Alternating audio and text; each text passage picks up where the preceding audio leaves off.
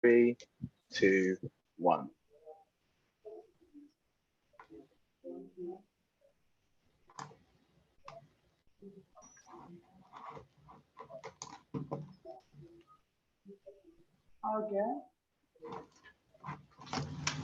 Hello everyone, thank you for joining us at today's ISO Week Planetone.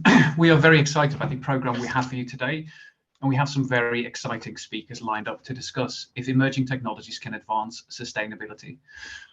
But before I introduce and hand over to our speakers, I want to set a bit of context around the reason for today's webinar. The title and question of this webinar is, can emerging technologies advance sustainability? And it's an interesting time to be having this conversation with you. We're hosting today's event as a virtual event, mainly because we're in the midst of a global pandemic. And we can see that the world and our planet is changing rapidly and fundamentally. But not only are we in the midst of a global pandemic that affects every economy across the globe, we're also seeing extreme weather events, heat waves, droughts, floods, again, all across the globe. In response, many countries have declared a climate emergency, and the buzzwords of resilience, sustainability, and green economic recovery have never been more important. At the same time, we can see that technology is accelerating at an ever-increasing pace. Artificial intelligence, blockchain technology, and new low-carbon technologies are all emerging. It is hard to fully understand the potential and impact that these technologies might have. What we do know is that they will have an impact, and they could provide a paradigm shift in the years to come. These emerging technologies have a tremendous potential to do good things and support the sustainability and resilience of our planet as we move towards 2050, a date when many countries are aiming to be net zero emission economies. Yet, at the same time, we also have to acknowledge that these technologies have the potential to cause harm and carry significant downsides, from resource depletion to worker displacements, or even wider social and societal impacts. The downside of these new and emerging technologies are best demonstrated by the 2018 Cambridge Analytica scandal. So if we want to reap the benefits of these emerging technologies to support the fight against climate change, we really need to understand the role that these technologies can play to support sustainability, understand the whole system change required to reap the benefits of these technologies, and understand how we can really optimize for benefits whilst ensuring we put safeguards in place to minimize the downsides and any risks that these technologies might bring. And that's why we're having today's session, to discuss both the opportunities, the challenges these technologies provide, and to understand how this applies to the whole system that is ultimately our planet. So today we have invited two speakers to talk about these topics and answer any questions that we might have. So we have Suzanne Baker from Tech UK, and Suzanne is the Associate Director for Climate, Environment and Sustainability at Tech UK. Before joining Tech UK, Suzanne worked for EEF, the Manufacturers Association, and she also worked for the environmental business journal, The End Report. She's a fellow at the RSA and chairs the JTA, a group of trade associations representing producers of electrical and electronic products. And Suzanne will be talking about the application of emerging technologies for sustainability. Our second speaker is Nur Karandis. Nur is a design leader in human-centered services and systems, and she helps organizations achieve sustainable transformation and leverage new technologies to deliver value for people and the planet. Nur is a design principal at Ada Design and Innovation, a business mentor at Cambridge University focusing on sustainability, and author of the book Systems Design Framework. She has set up a number of award-winning innovation teams for organizations such as Fjord, Accenture, and Infosys. And Nur will be talking about the need for systemic transformation in a climate emergency. Before I hand over to our first speaker, I would like to do a little bit of housekeeping. This is a listen-only webinar, so we will hold a short Q&A session at the end of this presentation, and we follow up with a Q&A session later on today at 2:30 UK time. We welcome any questions that you might have. Either use the Q&A function or simply use the chat function and post your questions. But without further ado, can I ask you, Suzanne, to share your screen and give your presentation? Thank you so much. I'm just going to bring up my presentation now. Okay, hopefully you can see that clearly. Yep. Excellent. So yes, I'm Susanna Baker. I'm Associate Director for Climate, Environment and Sustainability at Tech UK. If you don't know Tech UK, we are the trade association for companies operating in the digital economy. Some of the work that I do is focus on the tech sector's own impact and legal responsibilities in respect to the environment. But we also work with sectors to explore the role of tech in enabling the net zero transition and how new digital tools that are becoming available can be deployed to help support the transition to a low carbon economy. And it's the latter which I'm going to focus on today. So when people typically think about digital technologies and how they can be applied to the net zero challenge, there is a tendency to think only about the efficiencies that can be delivered through them. And whilst that's helpful from a competitive perspective, from a net zero one, the Jevons paradox means it isn't something that we can actually bank on in the transition planning. In short, it states the more efficient you can do something, the more that you will do it, thereby cancelling out the initial efficiency gains. However, there are some really powerful capabilities of digital technologies that make them, other digital technologies that make them very useful from a net zero transition perspective. And I've listed some of those in this slide. And already we know that digital technologies are making a real difference to how we are transitioning to a low carbon economy. Working with Deloitte, Tech UK explored how digital technology was being used and found that the use cases already in the field, if scaled, could deliver 15% of the emission reductions needed in the UK by 2030. We are particularly focused at Tech UK on working with the energy sector, mobility, and on homes. And we found for these sectors, not only could we see potential emission reductions, but digital tech could also reduce cost in tandem to consumers. So really supporting a much more cost-effective transition, as well as delivering and helping to support and enable emission reductions within those sectors. And there are plenty more use cases being sketched out and planned for as sectors move forward in their low carbon transition planning. And standards are already playing an important role here. And in the next few slides, I'm going to look at a few emerging digital technologies, their potential use cases, and where standards might play a role. And I'm going to start with quantum, and I'm not going to explain to you how quantum works. That is definitely, I'll leave that to someone much more qualified than myself. But it is an area of increasing and intense research. Businesses and states are readying themselves for quantum, and use cases are being actively explored. There's been much excitement following Google's announcement of quantum supremacy, and that's the point where quantum computers can do things that classical computers can't, regardless of whether it's those tasks are useful or not. But the good news is that while we still do not know the key use cases for quantum and sustainability, we do concretely know how to use quantum computing for many important tasks. One such task is the simulation of molecules to determine their properties, interactions, and reactions with other molecules, aka chemistry.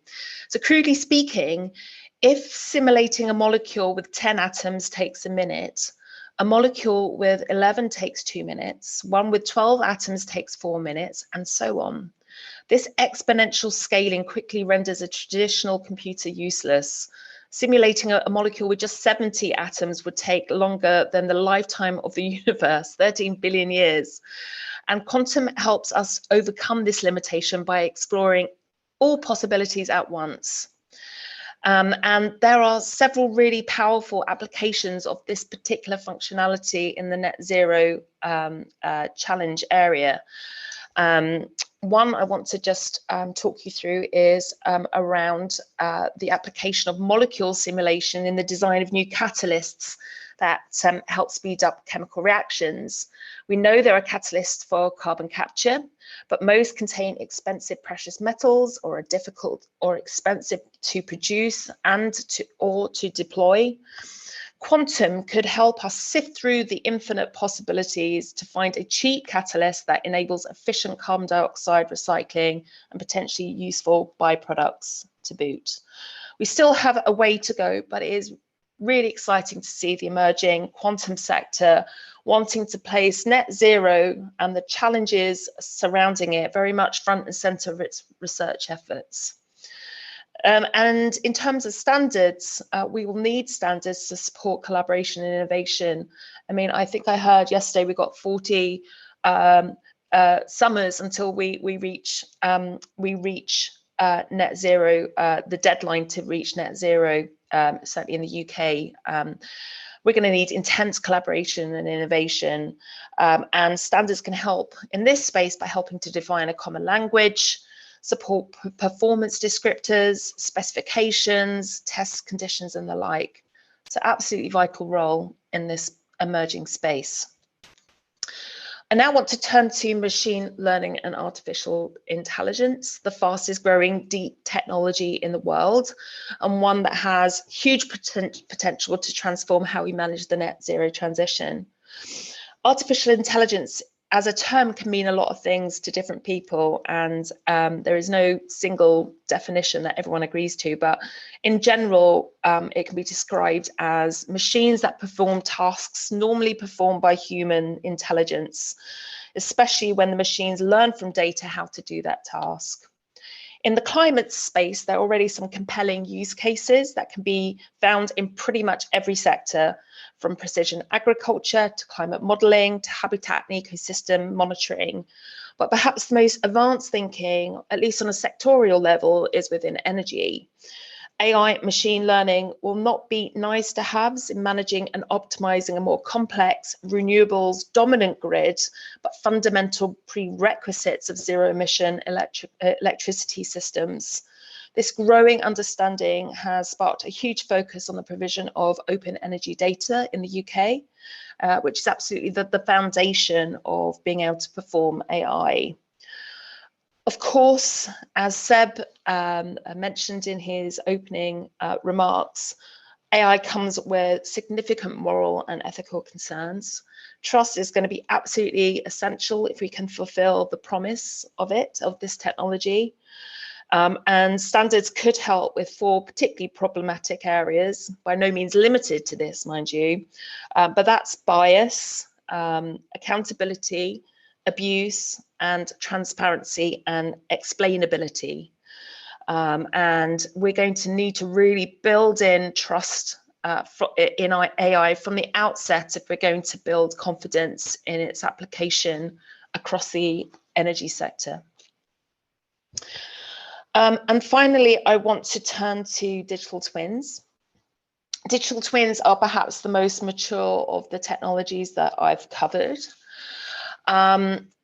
If you aren't familiar with them, they are a virtual model designed to accurately reflect a physical object or system and the processes within them.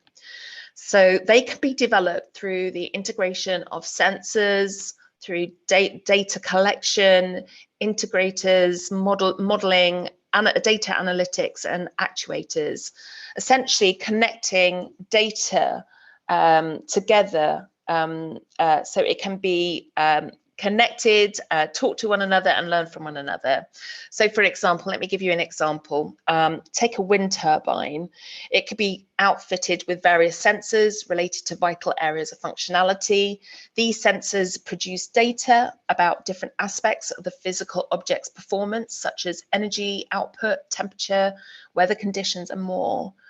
And it can be leveraged to explore how that wind turbine is performing, to anticipate when it might need to undergo maintenance, understand how to optimize its performance.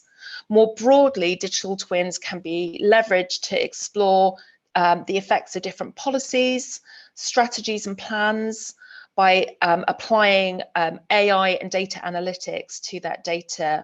It allows you to monitor systems in real time, understand the implications of potential modifications and plans, helping to expose gaps and relationship and supporting multi-criteria decision making.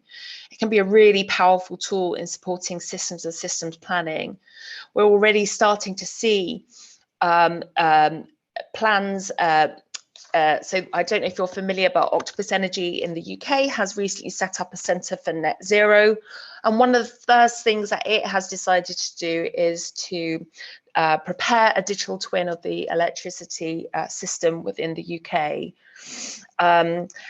We're seeing digital twins being used already to support strategic planning in the energy sector. The example I gave previously of a wind turbine that enables that. I mean, that's happening. It's helping to optimize performance and control, and providing assurance of safety and resilience. But while we are starting to see digital twins emerging in the UK's energy system, the transition to their application to support a transition to a flexible, decentralized and renewable dominated system, their application there remains relatively immature and disjointed relative to other sectors. We're also seeing the very beginning of thinking about digital twins to monitor ecosystems. So the European Commission has started work this year on Destination Earth, which is going to be, has the grand vision of creating a digital twin of the Earth. And essentially that will be a collection of digital twins. Rather than one that covers the entire Earth. It will be focused on different ecosystems and habitats, and then connected on a country level, and then connected presumably on a global level. And this kind of interjoining of multiple models is where the real potential of digital twins come. And standards will be absolutely essential to unlock this capability through common data protocols and data information frameworks and governance frameworks. So that's it from me for now. I'm not sure how much time I've taken up. Probably not enough, but in summary, I think there is some optimism around that we can take away from the innovation that is emerging from the tech sector. It provides us with really potentially powerful tools in moving to a low carbon economy if applied responsibly. But while digital and the tech sector is famously known as being a disruptor, actually what we're finding is that in the net zero transition, many of the use cases need careful planning and deployment. It's it's requiring cross-sectoral engagement, collaboration, and standards are going to have to play an essential role in underpinning this work. To address society's concerns about the ethical application of technologies, to provide confidence in the insights these technologies can reveal, and to ensure interoperability locally, regionally, and nationally and internationally, so we can really plan on a systems basis. So thank you. That's it from me. Brilliant. Thank you very much for that, Suzanne. That's very, very thought-provoking. Again, it's interesting because I'm sort of relatively close to this space, but hadn't been aware of some of the things that you were talking about, particularly a digital twin of the Earth. It sounds amazing, really, and yeah, it's a brave sort of new world. You also scared me a little bit with saying it's only 40 summers to reach net zero. So I think that sort of puts the challenge into stark contrast there. So it's good. It's quite good that you entered sort of under sort of wider need for systems thinking, because actually that's ideally fits in with sort of NER. So I would like to hand over to you now, NER, if you don't mind sharing your presentation, and I'll turn my camera off.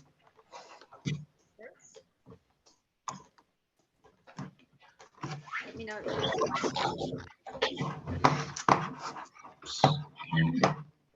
Looks a bit black to me. Can anyone else? Can you try that again for me now? Else I'll have to sort of share my screen.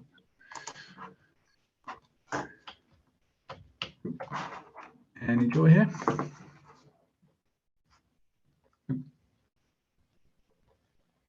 Oops. I can't see it. Shall I see if I can share my screen? I have to do it on a PDF, so let's have a look. Let's share my screen. That's weird. There we are. I can see your screen there, but I can't see your presentation. Oh, it's coming though. Yep, there you are. You see it? Yep. I don't know if you can put it in presenter mode, but we can see it there.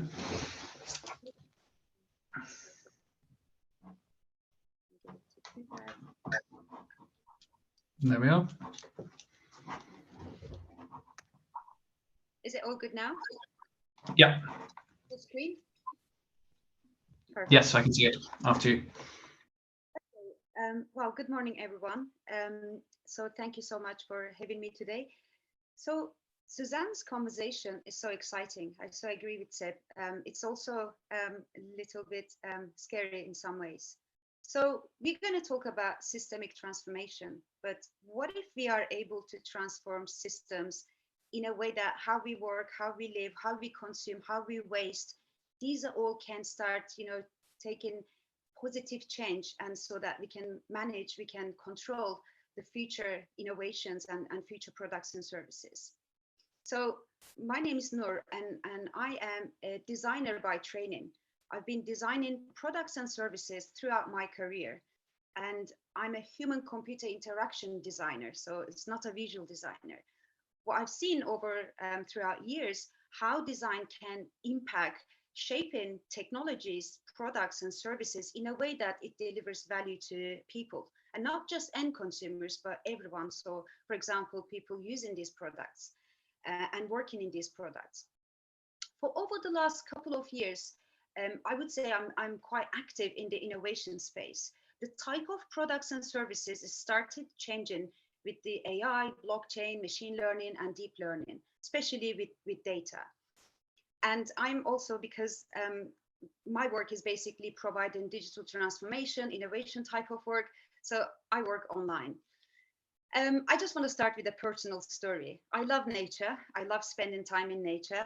And I used the opportunity of remote work. And last year, I spent about a year in southwest Turkey in this place.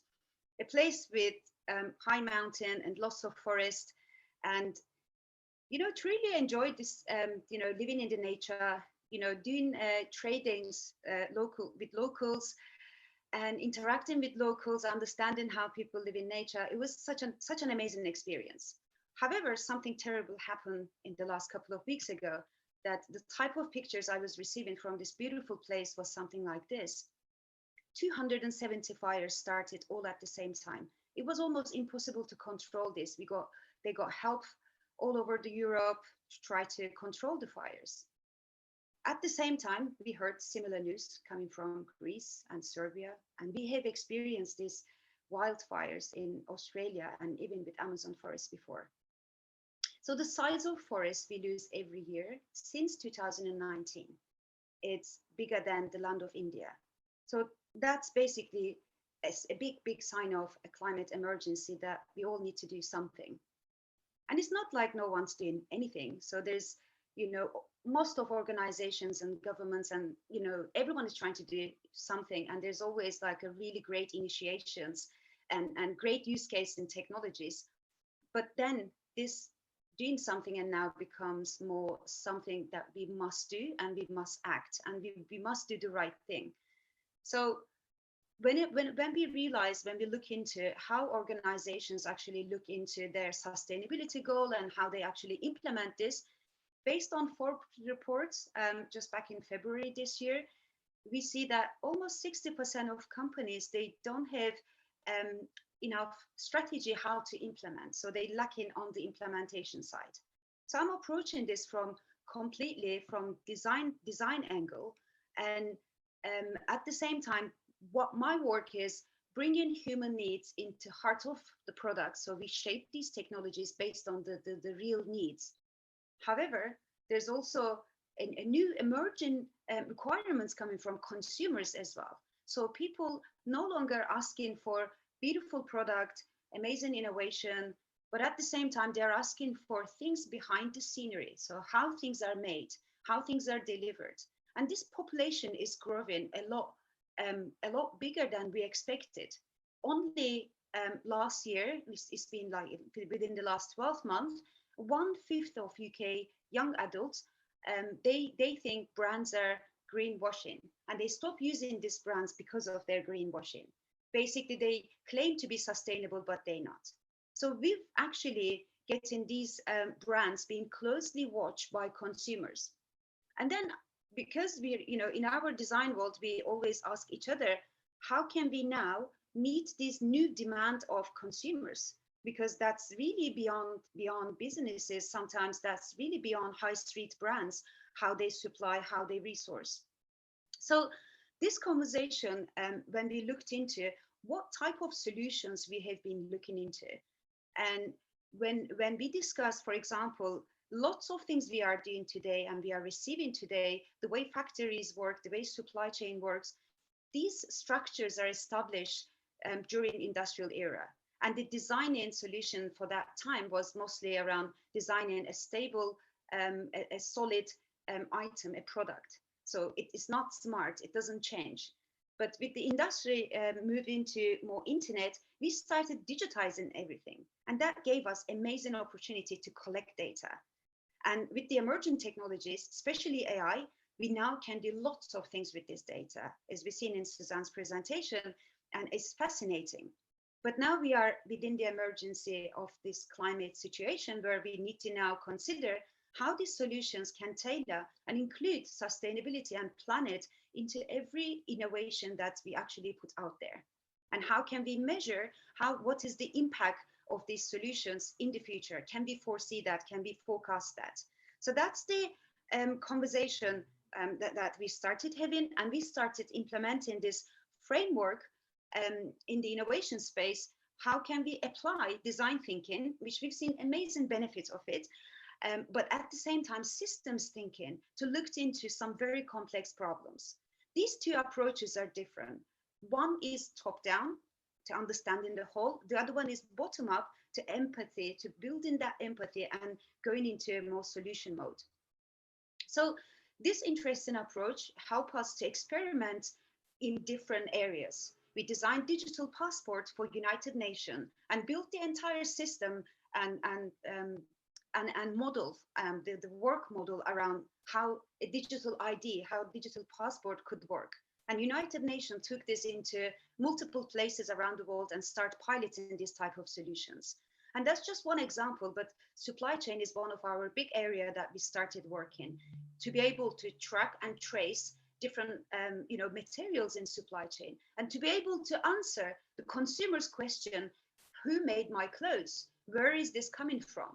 Can I choose local product versus product coming from other side of the world? So the framework we basically shape into this model, it's two phases. The first one phase is all about understanding the systems.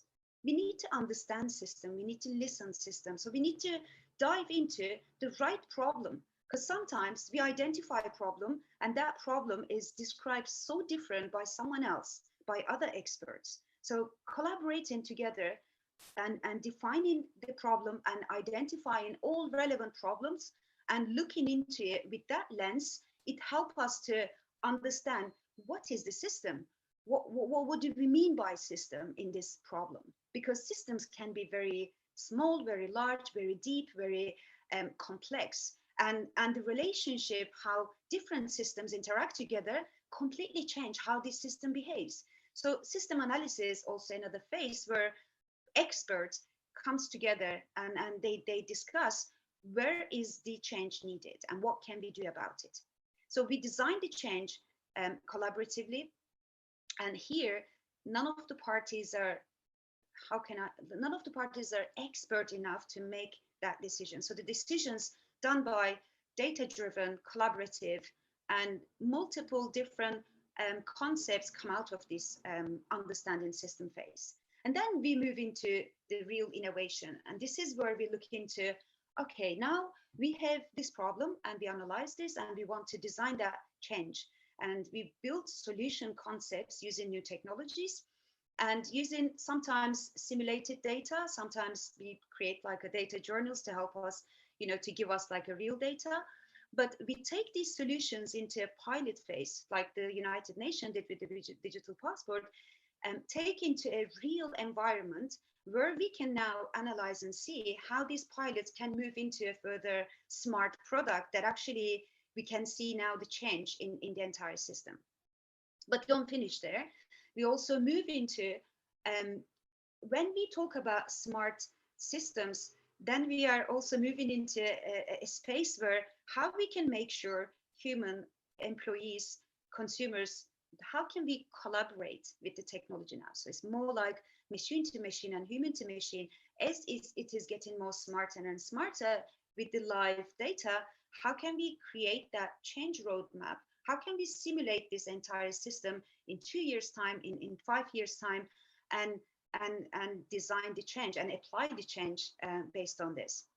So this is our kind of very design driven, but more than half is a very, how can I say, so overlaps a lot between systems thinking and design thinking, but these are mindsets at the same time.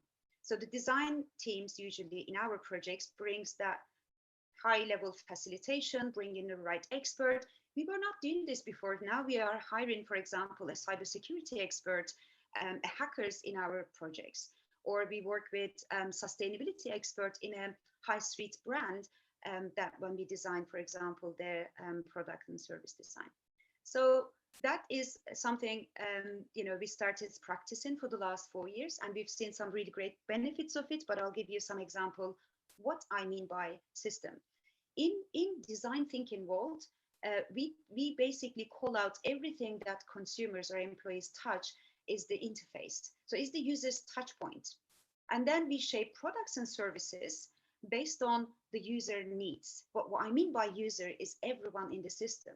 But when we think about system users, now we are talking about partners, regulators, other system users, directly or indirectly affected by the system.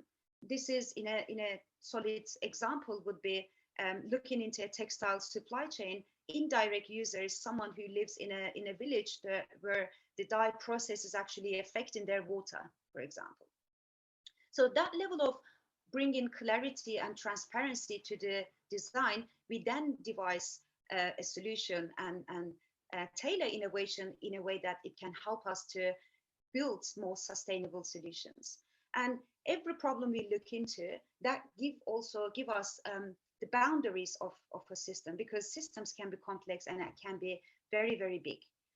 When we say we put humans at the heart of everything we design, so designing a solution or shaping a technology is amazing, and it delivers value to people, consumers, employees, and partners. That's great.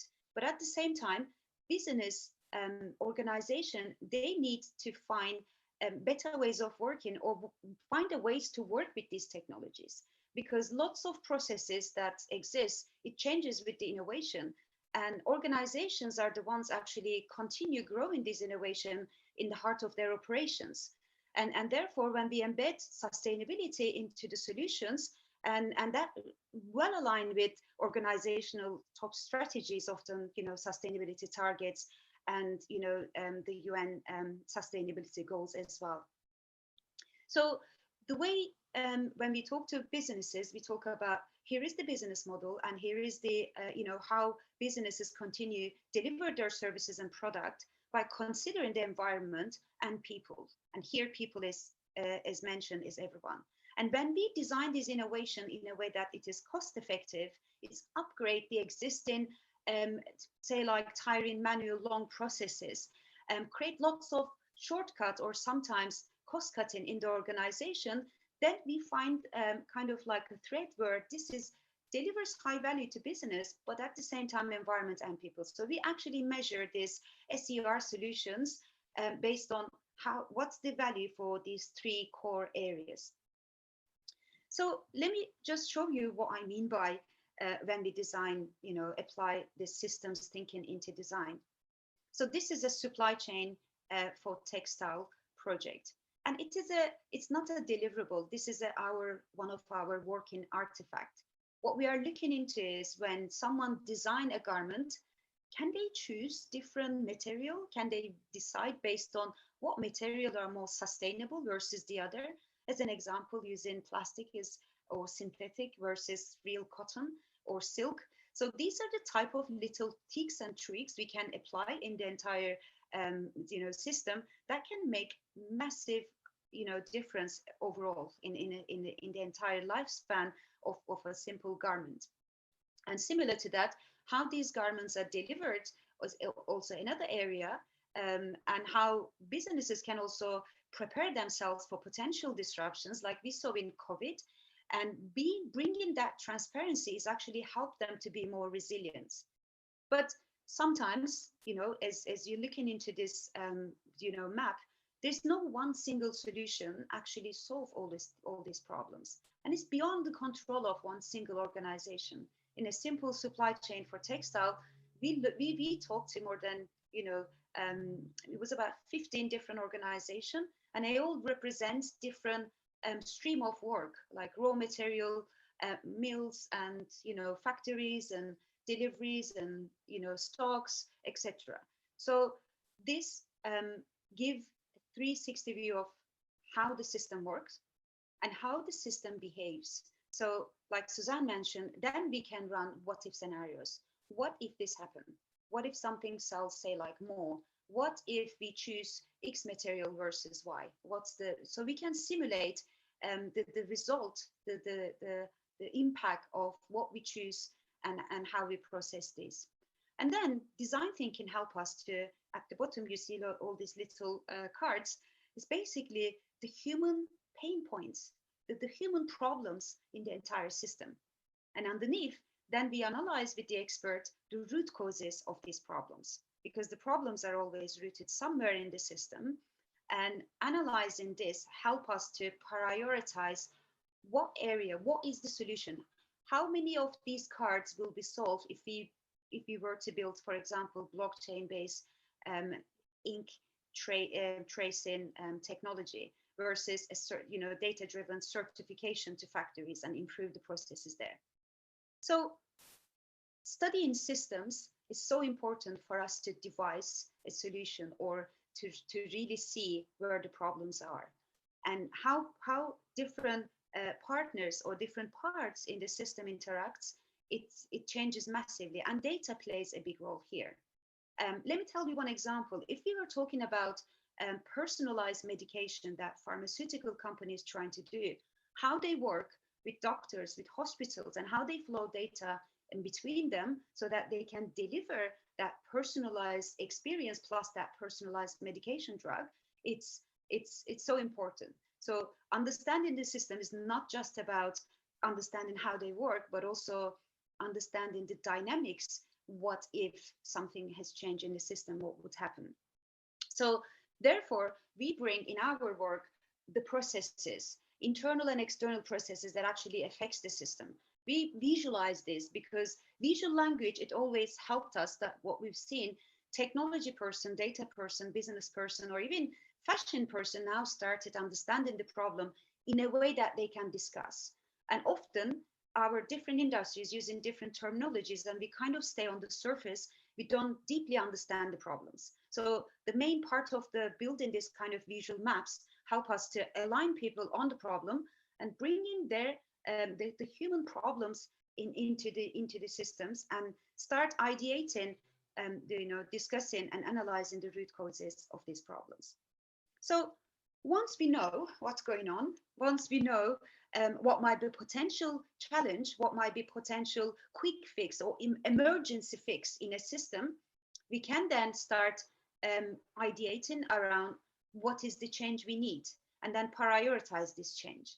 It's something important here.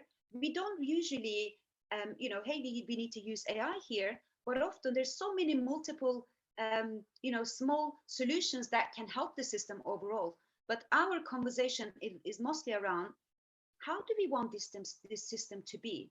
What do we want system to see and not to see? How do we want systems to recommend, and things that we don't want system to recommend people?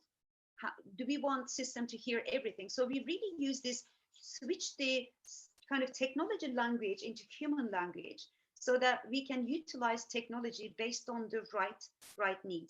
So that help us to see, for example, if we were to use computer vision, that will be, what do we want system to see and not to see? And all these solutions, when we ideate, we do feasibility studies and forecast around these solutions, and that comes with new business models, and really also try dive deeper into unintended consequences before we move into piloting these solutions. And concepts are often working models. They're not like a kind of minimum viable product. They're quite like more lower level that really to prove that the technology work for that problem. And therefore we start with the expert team to discuss around what is the unintended consequences of that. So I just want to give you some, maybe everyday examples. We all order online, and everyone's just become expert ordering online, even my mother. So the system we're looking at when we order grocery, as an example, the way we interact is beautifully designed, and consumer products are very, very good. However, now that we know there are multiple partners, there are multiple parties, suppliers, sometimes even nutrition facts coming from so many different resources.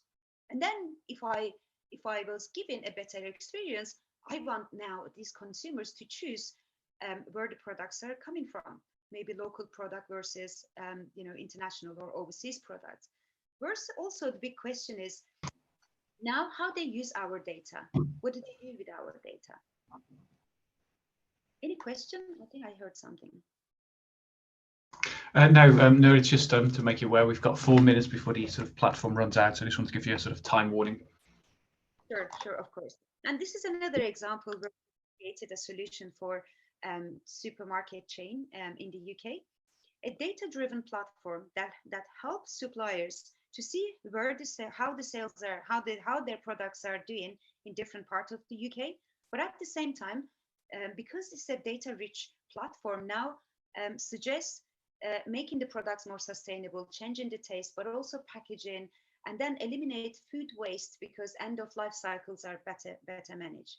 And similar to that, we have transformed, created a concept that transformed entire pharmaceutical labeling system, and that helped basically pharmaceutical labels to AI-driven natural language processes, and that comes together to identify which drugs needs the update, and those done more quickly, because in the previous working model it takes about 9 months, and printing a new label takes about 2 years for medical products, and this system is also basically gives them less carbon footprint and improve the efficiency and saves life in some cases as well. So I know this presentation is kind of like slightly different angle. My background is design, and we apply all the power of design into shaping the future products and services and how we live, how we consume. A lot of things are uncertain for individuals and organizations, but looking into system level will help us and collaborate, not just business design technology, but even competitors coming together, really looking into a solution that sustain their businesses, sustain industries, and hopefully not for the cost of our planet, and do something for emergency situation that we are facing now. Thank you.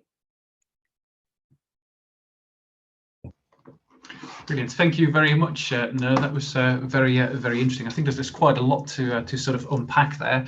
I'm very keen on asking quite a few questions actually, because it sort of jotted my mind. I think we're running a little bit over time, and so I've got a number of questions for you, which I'd like to probably ask in the next session. But particularly as we're talking to a global audience of standards makers, I'll be keen to sort of unpack how can we incorporate whole systems thinking in our standards making process. I think due to time, we'll have to conclude it there. I certainly learned a lot. I hope it was insightful for those on the call. I want to thank both speakers for a great session today. That was really insightful. I want to thank you, the audience, for joining today. And I also want to point out that we will be having a follow-up session where we'll be asking questions to the panel. So we'll be back at 2:30 UK time to answer any questions. If you do have any questions, put them in the chat, and we'll take them forward to the next session. And I look forward to seeing you all later on today at 2:30 UK time. Thank you, Suzanne. Thank you, Nur.